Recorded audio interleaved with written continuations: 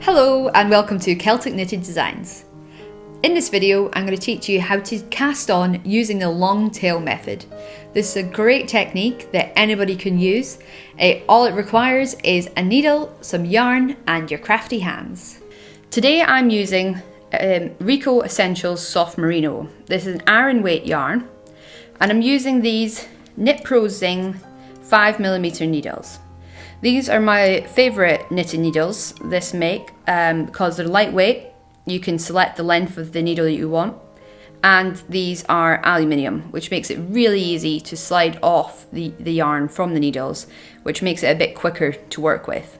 Okay, to start casting on, you need one needle to start with, and you need your yarn. You've got the tail end and the ball end. Now, the method I'm going to teach you is called the long tail thumb method. This is one of the easiest ways to cast on. Not only does it cast on the stitches, but it also knits the first row, which is great if the start of your pattern is a knitted row. I use this quite a lot because it helps with the tension for when you move on to the rest of your project.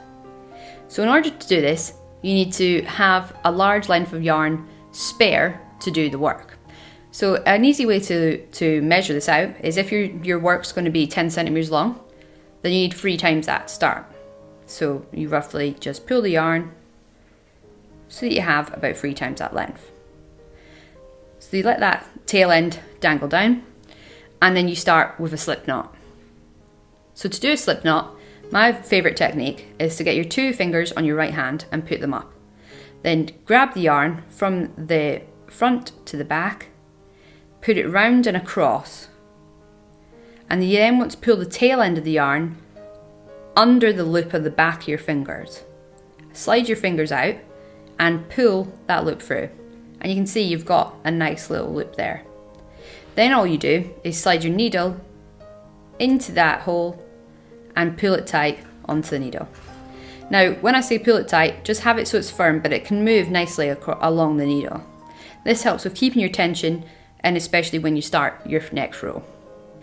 Then what we're going to do is cast on more stitches. So we're going to go for 10 stitches. So in order to do this, with your left hand, pick up the tail end of the yarn and have it hanging loosely over your fingers. Put your thumb up, as to give a thumbs up, and put your thumb to the back of the yarn and bring it around to the front. Now you can see you've got a crossover section here with a bit of a hole in the middle that kind of creates a bit of a triangle at the base of your thumb. What you're going to do is put your tip of your needle into the base, going from the bottom upwards towards the tip of your thumb. You then going to take the ball end of the yarn, which is still attached, and wrap it round the needle while your thumb's still there, from the back to the front, and then put your thumb up, over, and then slide your thumb off. Then pull the tail end of the yarn. Now you see there's 2 stitches on the needle, but by wrapping the ball end round, you've also knitted that first stitch. So not only have you cast on, but you've knitted the stitch. And you can see that by the extra bit of yarn and the weight that you have down here. Now we're going to continue like that. So again, with your left hand and the tail end, wrap your fingers round, thumb up, thumb goes from the back to the front, and you create that triangle at the base of your thumb. The knitting needle goes up through the base towards the tip of your thumb. The ball end goes round the needle from back to front, and then your thumb comes up, over, and it slides out. And then pull to the desired tension. Now you can see there are 1, 2, 3 stitches on the needle. And we're going to continue like that.